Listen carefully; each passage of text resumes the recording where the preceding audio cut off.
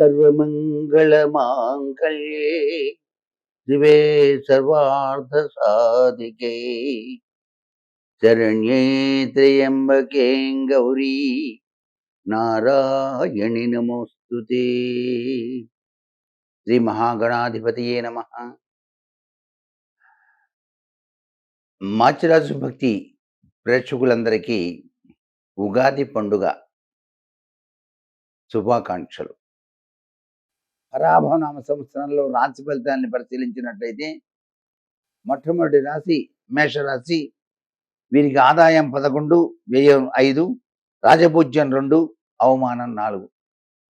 ఈ రాశి వారికి ఉన్నత విద్యాయోగం, ఆకస్మికంగా గృహాలు వాహనాలు కొనుగోలు చేసేటువంటి లక్షణాలు, పనిచేసే చోట ఒత్తిడి కూడా తగ్గిపోతుంది, అధికారుల యొక్క అండదండలు బాగా కలుగుతాయి, వేతన వృద్ధి కలుగుతుంది, పదోన్నతి కూడా కలుగుతుంది, సహ ఉద్యోగులు వీరికి అనుకూలంగా ఉంటారు, వ్యవహార జయం. ఈ వత్సరం అంతా కూడాను మొదటి 3 నెలలలోపు కూడా కొద్దిగా గురుబలం లేకపోయినప్పటికీ కూడాను విజయాన్ని సాధిస్తాడు. గురుబలం కోసం వీళ్ళు ఔదంబర వృక్ష ప్రదక్షిణం చేయటం, వీలైతే గురువారం నాడు సోలెడిగిద్దడు శనగలు నానబెట్టి తాళింపు వేసి దాంట్లో మిరపకాయలు ఇవన్నీ కూడా వేసి దత్తప్రభువుకి నైవేద్యంగా సమర్పించి 10 మంది వ్యక్తులకు కనుక ఆ ప్రసాదాన్ని పంచినట్లయితే గురుబలం బాగా పెరగడానికి ఆస్కారం ఎక్కువగా ఉంటుంది. దత్తశరణం మమ, దత్తశరణం మమ అని చెప్పేసి అనుకోవాలి.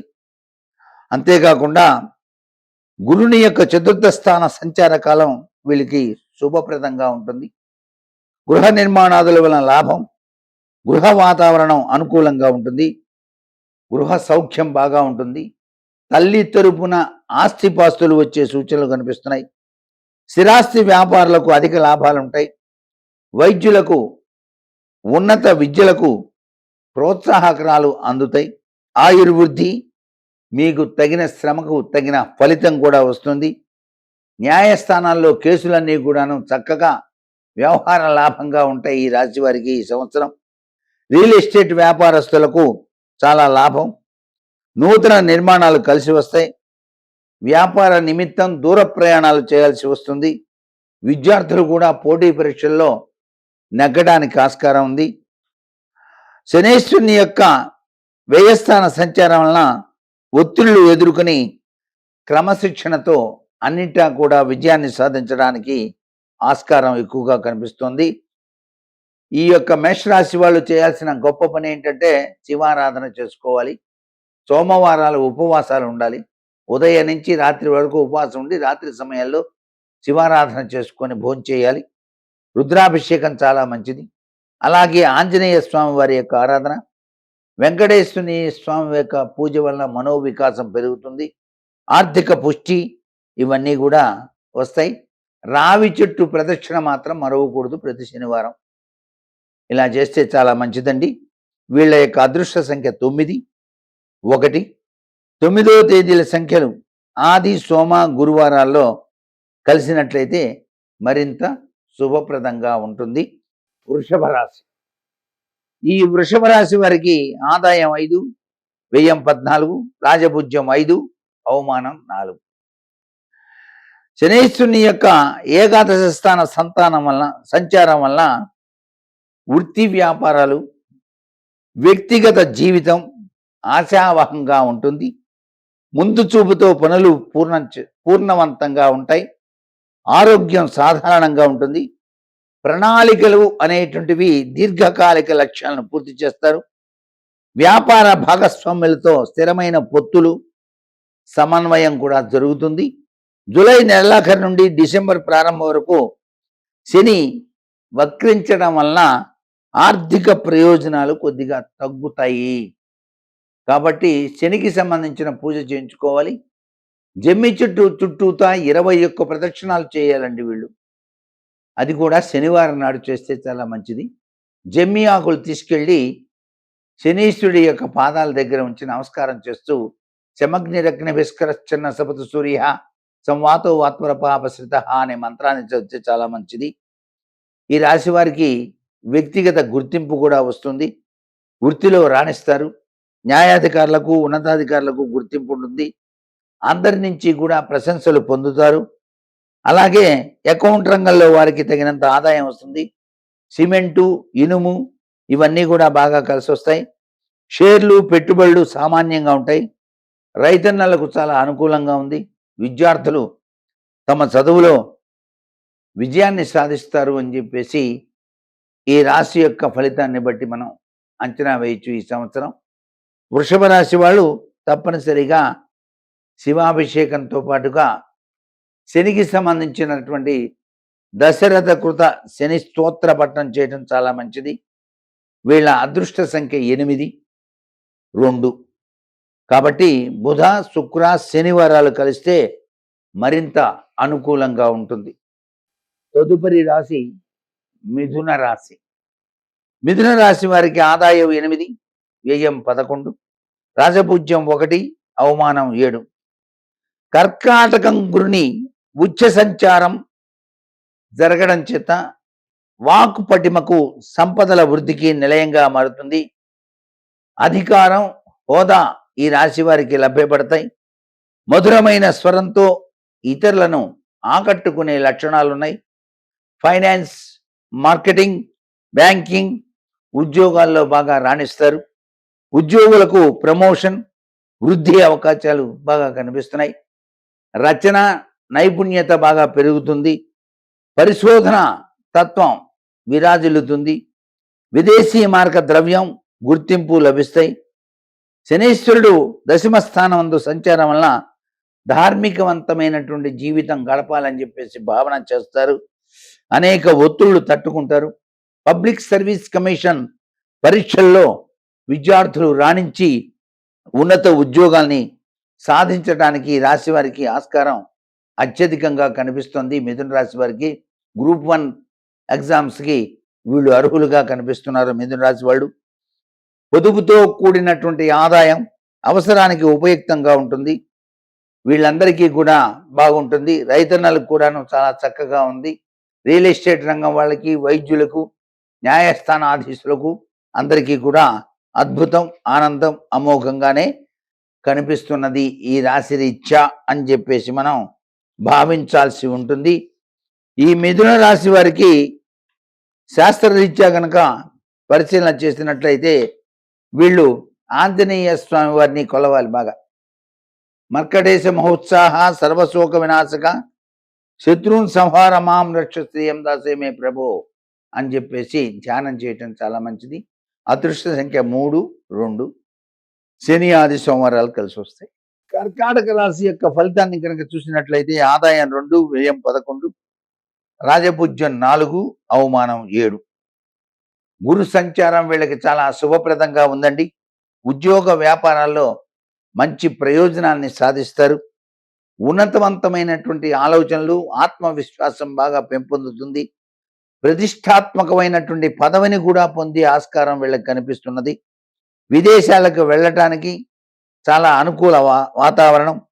ఇతర ప్రాంతాలకు ప్రయాణించడానికి అనుకూలమైనటువంటి సమయం. విదేశీ విద్య, ఉద్యోగ ప్రయత్నాలు ఫలిస్తాయి. జన్మరాశిలో బృహస్పతి సంచారం ఇతరులకు ప్రోత్సాహకరంగా ఉంటూ తగిన స్ఫూర్తిని ఇచ్చేదిగా చేస్తుంది.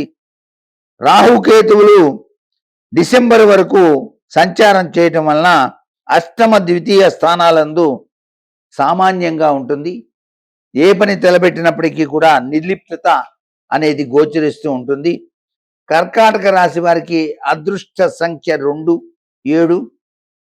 వీళ్ళు సోమ, మంగళ, గురువారాలు కలిసి వచ్చేటట్టుగా చూసుకోవాలి. వీళ్ళకి మరింత సులభంగా ఉంటుంది. వీళ్ళు కొలవలసినటువంటి దేవత దుర్గాదేవిగా చెప్పుకోవాలి. మాతర్మే మధుకైట భగ్ని మహిష ప్రాణాపహారోద్యమే ఎలా నిర్మిత ధూమ్రలోచన వదే చండముండార్తిని నిశేషీకృత రక్త బీజధనుజే నిత్యే నిశుంభాపహే శుంభత్వం శని సంహరాశుద్ధం దుర్గే నమస్తే అంబికే అంటూ ధ్యానం చేసి ధరించాలి. సింహరాశి వారికి ఆదాయం 5, వ్యయం 5, రాజపూజ్యం 7, అవమానం 7. వీళ్ళ జీవితంలో లైఫ్ భార్యాభర్తల అవగాహన చాలా చక్కగా ఉంటుంది. ఏ పని చేసినప్పటికీ డార్లింగ్ వెళ్దామా అంటే ఓకేనండి మీ ఇష్టం అంటారు. వీళ్ళు తీర్థయాత్రలు కూడా ఎక్కువ చేయడానికి ఆస్కారం ఉంది. దైవ చింతన తత్పరత కలిగి ఉంటారు ఈ సంవత్సరం. శుభమూలకంగా ధన వ్యయం చేస్తూ ఉంటారు. అంటే పెళ్ళిళ్ళు పేరంటాళ్ళు వాళ్ళకి వెళ్ళి, అంతేకాకుండా తీర్థయాత్రలకు వెళ్తూ శుభమూలకమైనటువంటి వ్యయం ఎక్కువగా ఉంటుంది. గృహంలో మంగళ తోరణములు, బంధుమిత్రుల కలయిక, ఆదాయాన్ని మించిన ఖర్చులు కూడా అవుతుంటాయి. విదేశీ సందర్శనంతో ఆర్థిక లాభం. వీళ్ళు విదేశాలకు వెళ్తే అక్కడ ఆర్థిక లాభం కల్పిస్తుంది. ధార్మిక కార్యక్రమాల్లో పాల్గొంటారు. ఆధ్యాత్మిక జీవనంలో మంచి ఫలితాలు. స్వదేశంలో స్థిరాస్తులు సమకూర్చుకుంటారు. భూములు కొనుక్కోవడానికి ఆస్కారం ఉంది. తోటలు కొనుక్కోవడానికి ఆస్కారం ఉంది. లేకపోతే 4 అపార్ట్మెంట్లు కొనుక్కోవడానికి ఆస్కారం ఉంది.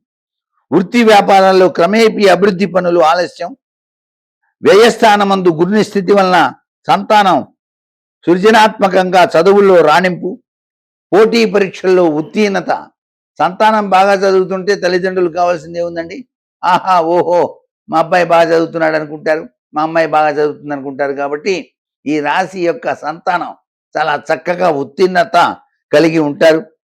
ఇకపోతే మత్స్య సంబంధమైనటువంటి వ్యాపారస్తులకు చాలా అనుకూలం అండి. అపరిచిత వ్యక్తుల ద్వారా విదేశీ విక్రయాలు జరుగుతాయి. స్పెక్యులేషను, ఆకస్మిక లాభాలు వస్తాయి. షేర్సు, మ్యూచువల్ ఫండ్స్ వీళ్ళకి విపరీతమైనటువంటి లాభాన్ని ఇస్తాయి ఈ సింహరాశి వారికి అని చెప్పేసి చెప్పవచ్చు. అయితే మొత్తం ఒకేసారి పెట్టకుండా దాని మీద కొద్దిగా, దీని మీద కొద్దిగా, దాని మీద కొద్దిగా పెట్టి లాభాన్ని చవి చూడాల్సిన పరిస్థితి ఎంతైనా ఉంది. సప్తమ స్థానగతుడైన రాహు సంచారం వల్ల సామాజికమైనటువంటి గుర్తింపు తగ్గే సూచనలు ఉన్నాయి. కాబట్టి ప్రతిష్టకు దెబ్బ తీసేటువంటి లక్షణాలు ఉంటాయి. కాస్త డబ్బు సంపాదిస్తే సహసిద్ధంగా నరఘోష తగులుతుంది. కాబట్టి నరఘోష తగలకుండా జాగ్రత్త పడాలి. మాట తొందరల వలన బంధువులతో భేదాభిప్రాయాలు రాకుండా చూసుకోవాలి ఈ రాశి వాళ్ళు. యోగాభ్యాసం, కాలినడక ఇవన్నీ కూడా చేయటం చాలా మంచిది. ఎందుకంటే ఒళ్ళు పెరగకుండా చూసుకోవాలి. ఒళ్ళు పెరిగినట్టయితే బద్ధకం ఏర్పడుతుంది, నిద్రపోదాం అనిపిస్తుంది. ఇక ఏ పని చేయబుద్ధి కాదు. రోజు డైలీ వీళ్ళు యోగాభ్యాసం చేయడం చాలా మంచిది. ఇకపోతే సింహరాశి వారికి అదృష్ట సంఖ్య 1, 4, 10. అదృష్ట వారాలు ఆదివారం, సోమవారం, బుధవారం, గురువారాలు. ఇవన్నీ కూడా బాగా కలిసి వస్తాయి అని చెప్పేసి చెప్పవచ్చు. ఈ రాశి వాళ్ళు ఆశుతోషుడైనటువంటి పరమేశ్వరుని ధ్యానం చేయాలి. శ్రీం శివాయ నమః అని చెప్పేసి అనుకుంటేనే చాలు, సర్వ విధాల శ్రేయోదాయకంగా ఉంటుంది. ఇక కన్యా రాశి ఫలితాన్ని చూసినట్లయితే ఆదాయం 8, వ్యయం 11, రాజపూజ్యం 3, అవమానం 3. రాహుకేతువులు 2026 డిసెంబర్ 5వ తేదీ వరకు సప్తమ జన్మస్థానములందు రజితమూర్తులుగా సౌభాగ్యకరమైనటువంటి ఫలితాల్ని ప్రసాదిస్తున్నారు కన్యా రాశి వారికి. లాభస్థానమునందలి గురిని స్థితి సుఖ సౌఖ్యాలకు నెలవుగా ఉంటుంది. అధికార వృద్ధి, బాధ్యతాయుతమైనటువంటి పదవులు ఎంపిక అవ్వటం జరుగుతుంది. ఇష్టాయిష్టాలు ఎరిగి ప్రవర్తించడం, భద్రతా గుర్తింపు ద్వారా స్నేహితులతో సత్సంబంధాలు, అనుకూల వాతావరణం. పంచమ షష్ఠ స్థానాధిపతిగా త్రికోణాధిపత్యకారకమైనటువంటి సుఫలితాన్ని ఇస్తారు. కాబట్టి శారీరక దారుఢ్యం వస్తుంది. నడవలేని వాళ్ళు నడవడానికి ఆస్కారం ఉంది. సంతానంతో, సోదరులతో అభిప్రాయ భేదాలు రాకుండా జాగ్రత్త పడాలి. శని సంచార కాలం, వైవాహిక సంబంధాలు, భాగస్వామ్యం, వృత్తి జీవితంలో స్థిరత్వాన్ని పొందడానికి ఆస్కారాలు ఉన్నాయి. రైసు మిల్లర్లకు చాలా లాభం అండి. ఈ యొక్క కన్యా రాశి వాళ్ళకి రైసు మిల్లర్లు కనుక ఉంటే వాళ్ళకి మంచిగా ఉంటుంది వ్యాపారం. అలాగే ఉత్పత్తి రంగం, ఇసుక ఖనిజ రవాణాలు చేసేవారికి చాలా సౌఖ్యంగా ఉంటుంది.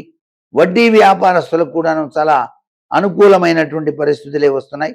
ఈ రాశి వాళ్ళు అదృష్ట సంఖ్య 5. ఆదివారం, బుధవారం, శుక్ర, శనివారాలతో కలిసి వస్తే ఇంకా చాలా చక్కగా ఉంటుంది ఈ కన్యా రాశి వారికి. కన్యా రాశి వాళ్ళు మాత్రం ఓం నమో వెంకటేశాయ అంటూ వెంకటేశ్వర స్వామి వారిని కొలవాలి. తులారాశి వారికి కనుక చూసినట్లయితే ఆదాయం 5, వ్యయం 14, రాజపూజ్యం 6, అవమానం 3. రాజ్యస్థాన గురు సంచారం వల్ల వీరు సాంఘికంగా గుర్తింపు పొందుతారు. ప్రజా గౌరవాలు బాగా పొందుతారు. వృత్తి విషయాల్లో భావోద్వేగాలు, ఉద్యోగస్తులకు వేతన విషయాల్లో అనుమతుల యొక్క ప్రభావం, వృత్తి అవకాశాలు, చేసే పనిలో నాణ్యత వలన గుర్తింపు, ఇవన్నీ కూడా కలుగుతాయి. వీళ్ళకి చాలా చక్కగా ఉంది ఈ సంవత్సరం. విద్యార్థులు కూడాను జ్ఞాన సముపార్జన చేస్తారు, అంటే బాగా చదువుకుంటారు. వ్యక్తిత్వ పోటీల్లో విజయాన్ని సాధిస్తారు. కీర్తిని ఇనుమడింపచేసుకునేటువంటి లక్షణాలు ఉన్నాయి. దూర ప్రయాణాలు బాగా కలిసి వస్తాయి. రాహు కేతువులు కూడా ఈ రాశి వారికి అనుకూల ఫలితాలను ఇస్తున్నాయి. ఇతర దేశాలకు వెళ్ళి చదువుకోవాలి అనేటువంటి కోరిక ఉన్న వాళ్ళకి నెరవేరేటువంటి సూచనలు ఎక్కువగా కనిపిస్తున్నాయి. రైతన్నలకు పంటలు బాగా పండుతాయి. వ్యాపారస్తులకు చాలా అనుకూలం. రియల్ ఎస్టేట్ రంగం వారికి కూడా చాలా చక్కగా కనిపిస్తోంది. తులారాశి వారికి అదృష్ట సంఖ్య 6. బుధ శుక్ర శనివారాలు చాలా విశేషకరమైన ప్రభావాన్ని ఇస్తాయి. వెంకటేశ్వర స్వామి యొక్క సుప్రభాతం వీళ్ళు రోజు కూడా పొద్దున్నే నుంచొని చదవాలి.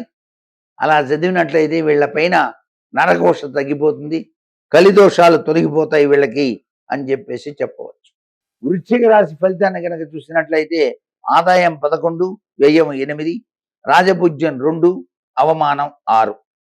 సంవత్సర ప్రారంభంలో గురుని యొక్క అష్టమ స్థాన స్థితి ఆరోగ్య విషయంపై అనుకూలము కాదు.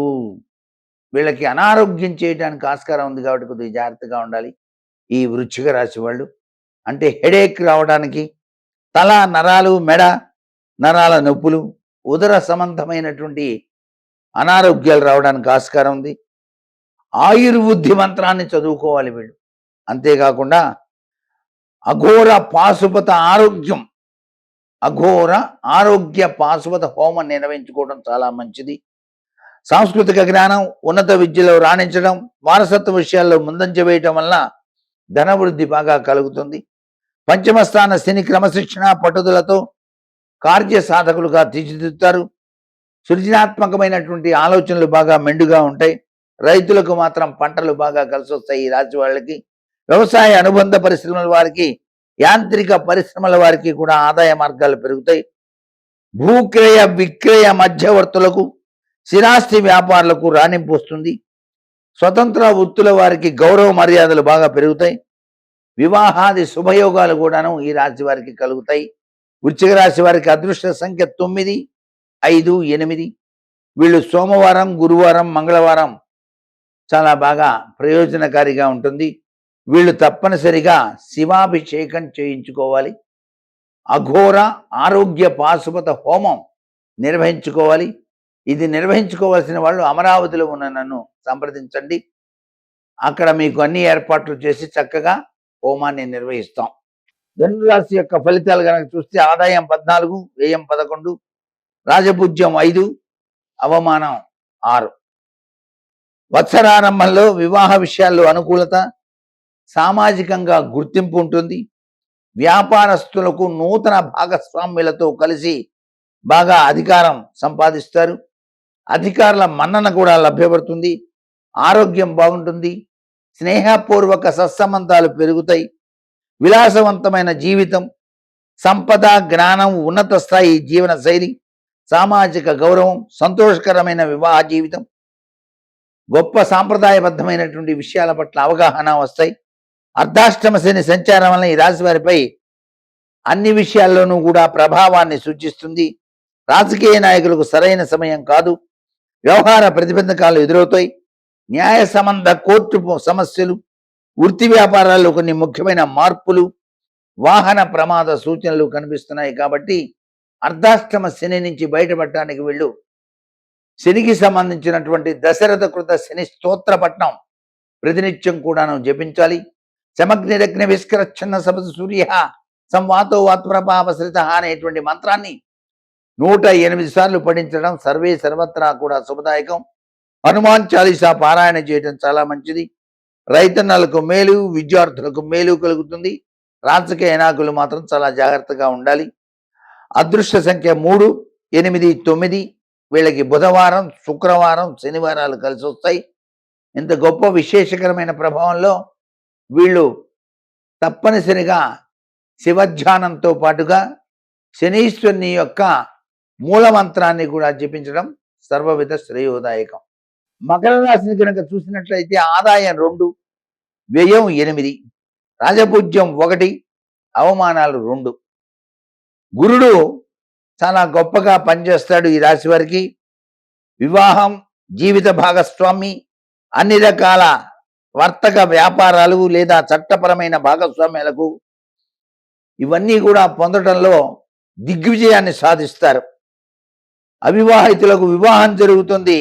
మకర రాశి వారికి ఉన్నతమైనటువంటి వ్యక్తుల పరిచయాల ద్వారా సుసంపన్నమైనటువంటి వ్యాపార భాగస్వామిని కలిగి ఉంటారు. డిసెంబర్ 13వ తేదీ నుండి సంవత్సరాంతం మధ్య గురుని యొక్క వక్రచలనం వలన జీవిత భాగస్వాములు అహంకారం లేదా బద్ధకంతో వర్తించేటువంటి అవకాశాలు, కొద్దిగా జాగ్రత్తగా ఉండాలి. వీళ్ళకి మోకాళ్ళ నొప్పులు, పిక్కల నొప్పులు, అసౌకర్యాలు కలుగుతాయి. ఇతరుల యొక్క నరఘోష పనిచేస్తూ ఉంటుంది. భూగృహ స్థిరాస్తులు ఈ రాశి వాళ్ళు విస్తరించుకుంటారు. ఇతర దేశాలతో సైతం కూడా గృహాలను కొనుగోలు చేసేటువంటి లక్షణం వస్తుంది. శనికి స్వక్షేత్రం కాబట్టి గోచార రీత్యా తృతీయ స్థానంలో ఉన్నటువంటి శనీశ్వరుడు అన్ని రంగాలలో కూడా ఈ రాశి వారికి శుభ ఫలితాలనే ఇస్తారు. అదృష్టవంతులుగా తీర్చిదిద్దుతారు. కీర్తి ప్రతిష్టలు మిన్నన్నుతాయి.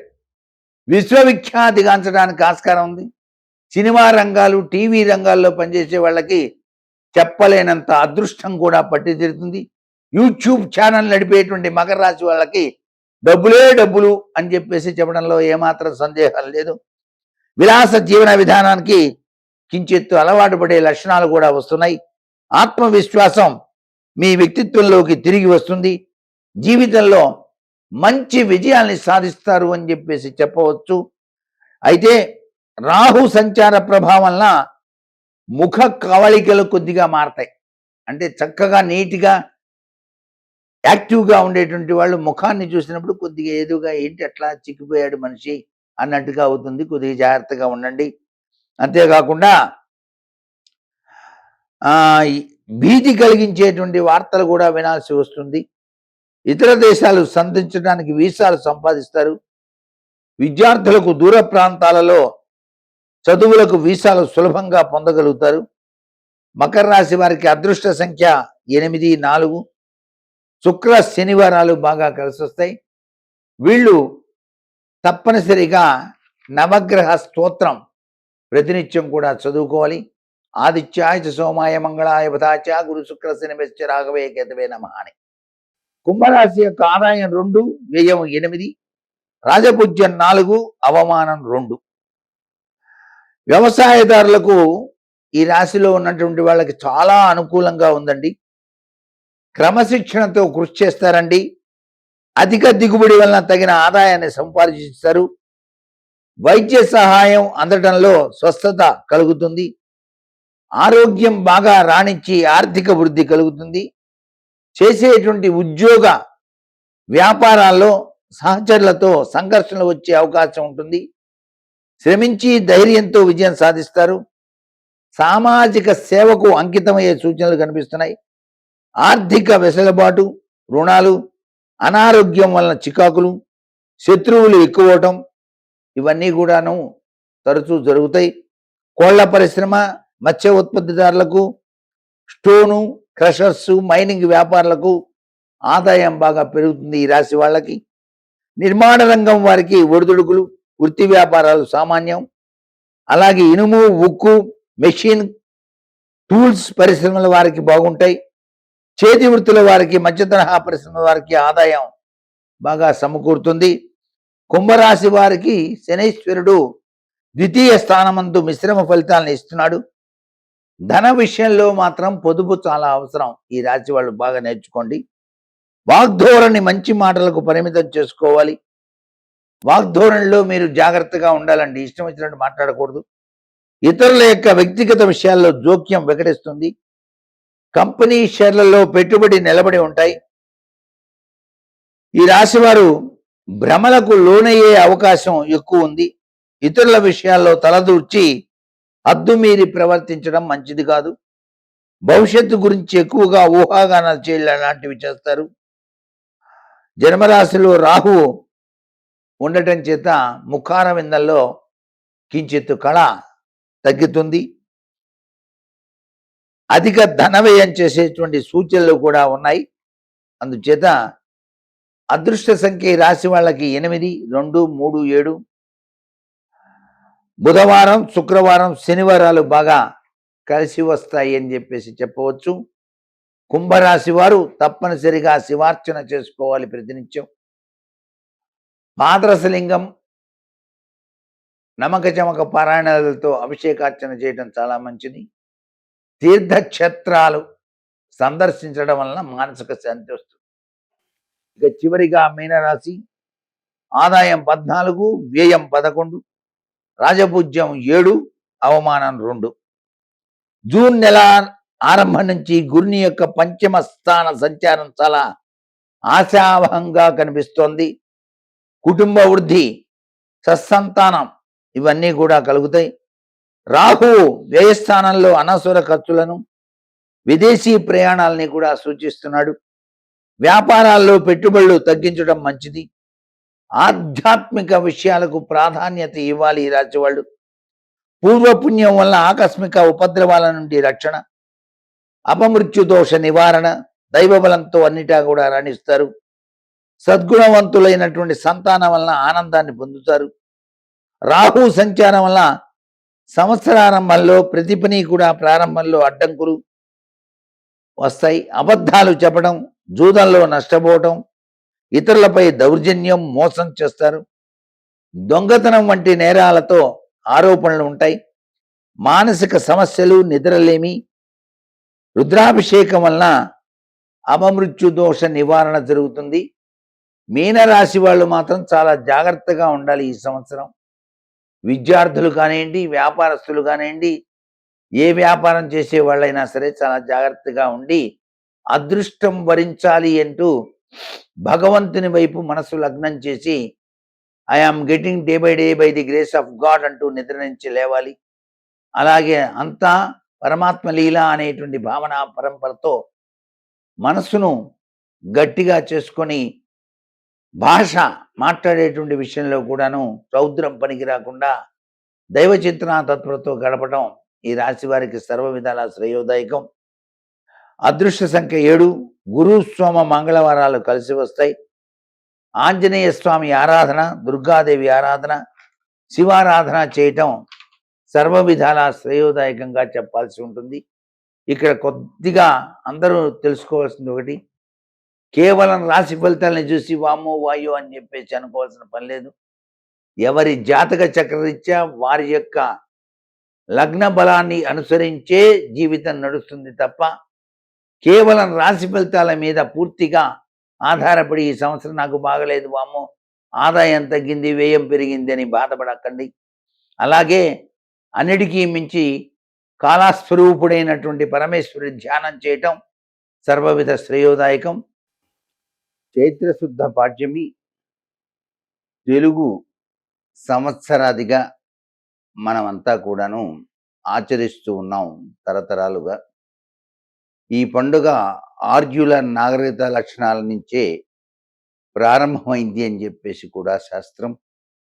భారతదేశంలో ఈ యొక్క ఉగాది పర్వదినాన్ని వైశాఖ, కార్తీక, మార్గశిర, ఫాల్గుణ మాసాల్లో జరుపుకునేటువంటి సాంప్రదాయం ఉన్నప్పటికీ కూడా మన తెలుగు ఈ యొక్క తెలుగునాట మాత్రం చాంద్రమాన సంవత్సరం ఈ చైత్ర శుద్ధ పాడ్యమితోనే ప్రారంభం చేసుకుంటున్నాం అనే విషయాన్ని గ్రహిద్దాం.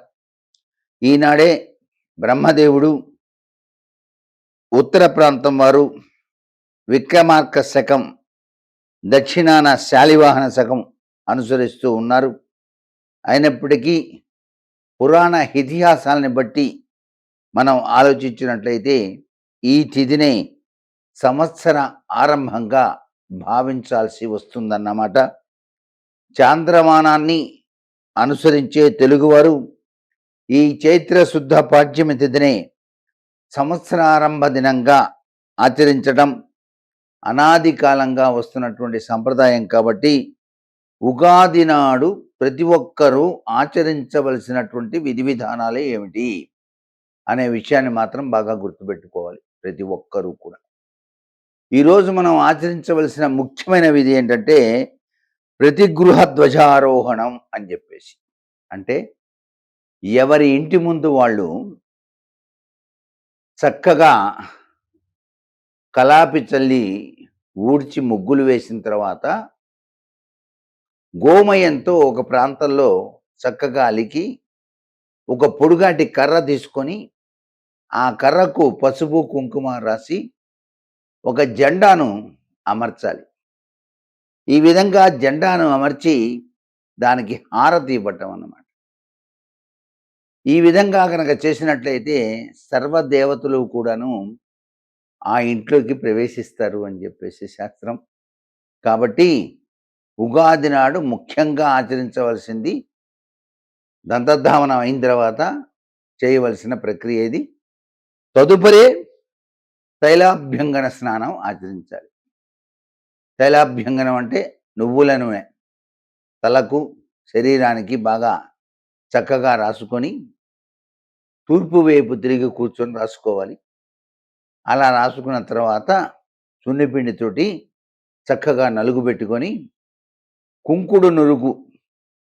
కుంకుడుకాయ నురుగుతో తలస్నానాన్ని ఆచరించడం వలన తైలాభ్యంగన స్నానం విశిష్టవంతమైనటువంటి ఆరోగ్యప్రదాయనిగా మనకు శాస్త్రాలు తెలియజేస్తున్నాయి.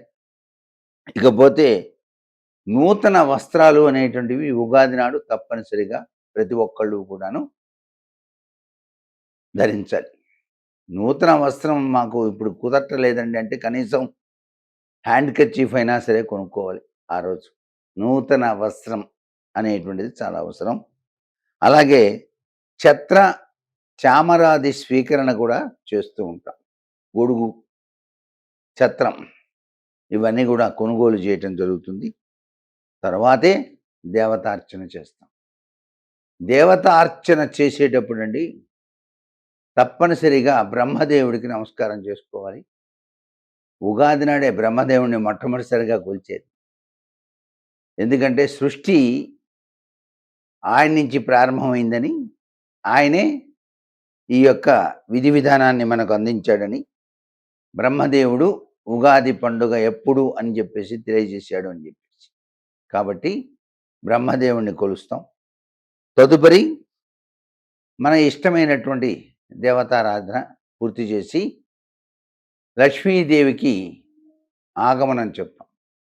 ఆ తల్లి వసంతకాలం కదండి, కోయిళ్ళ కుహునాదాలు, మామిడి పండ్ల ఆవిర్భావం ఇవన్నీ మనకి ఈ యొక్క వాతావరణ రీత్యా వస్తాయి. కాబట్టి కఫ వాత పిత్త దోషాలన్నీ పోగొట్టుకోవడానికి చాలా గొప్ప విశేషమైన పండుగ కూడా మనం భావిస్తాం.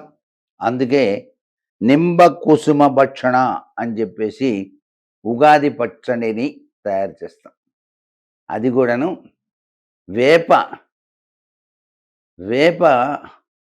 చిగుర్లు ఉంటాయి చూస్తారా, వేప పువ్వు, అలాగే పచ్చి మామిడికాయ ముక్కలు, చింతపండు ఇవన్నీ కలిపి మనం ఉగాది పచ్చడిని తయారు చేసి ప్రసాదంగా తీసుకుంటాం. దేవుడి వద్ద నైవేద్యం పెట్టి తరువాత పంచాంగ శ్రవణం అనేటువంటిది ఆచరిస్తాం. ఈ పంచాంగ శ్రవణం ఆచరించడం వలన ఏం జరుగుతుందంటే కొన్ని వేల గోవుల్ని దానం చేసిన ఫలం, అలాగే గంగా నదిలో స్నానం చేసినటువంటి సత్ఫలితం, జన్మతరీత్యా సంభవించేటువంటి ఒడిదుడుకుల నుంచి ప్రతి వాళ్ళు బయటపడేందుకు ఆచరించవలసిన సూత్ర ప్రాతిపదికల విశేషాంశాలు ఈ పంచాంగ శ్రవణంలో మనకు కనిపిస్తాయి. అంతేకాకుండా దేవతార్చన అనేటువంటిది చేసేటప్పుడు ఇలవేల్పును పూజించడంతో పాటు ఇతర దేవతల్ని కూడాను ఆరాధించాలి. ఈ మాసంలో శుక్లపక్షం 15 రోజులు కూడా ప్రతిరోజు ఒక దేవతను దమనంతో పూజించాలి అని చెప్పేసి కూడా శాస్త్రం చెబుతోంది. ఇలా గనక ఆచరించినట్లయితే అద్వితీయమైన అభివృద్ధి పథంలోకి మానవుడు పయనిస్తాడు. కష్టాల కడలి అనేటువంటిది లేకుండా హాయిగా, ఆనందంగా జీవితాన్ని కొనసాగించడానికి ఆస్కారం ఉంటుంది మరి. ఇది తెలుగు సంవత్సరాది ఉగాది నాడు ప్రతి వాళ్ళు కూడా ఆచరించవలసినటువంటి విధి విధానం. అందుకే అంటారు, సంతోషం ఒక చారడు కల్వంలో వేసి నూరి, దాన్ని ఒక్క గిన్నెలోన దయారసం తోడ కలిపి, ఆ రొంటిని సమతనే సాసర్లో జనత కొరకు వడ్డిద్దామని. ఇది ఉగాది పచ్చడి అందించేటువంటి సందేశం. అందరూ సుఖంగా ఉండాలని, పరమేశ్వరుని యొక్క దివ్యవంతమైన అనుగ్రహ కరుణా కటాక్ష వీక్షణాలు ప్రతి ఒక్కరికి కూడా ఆయుష్, ఆరోగ్య, ఐశ్వర్యాన్ని ప్రసాదించాలని చెప్పేసి కోరుతూ, సర్వే జన సుఖినో భవంతు.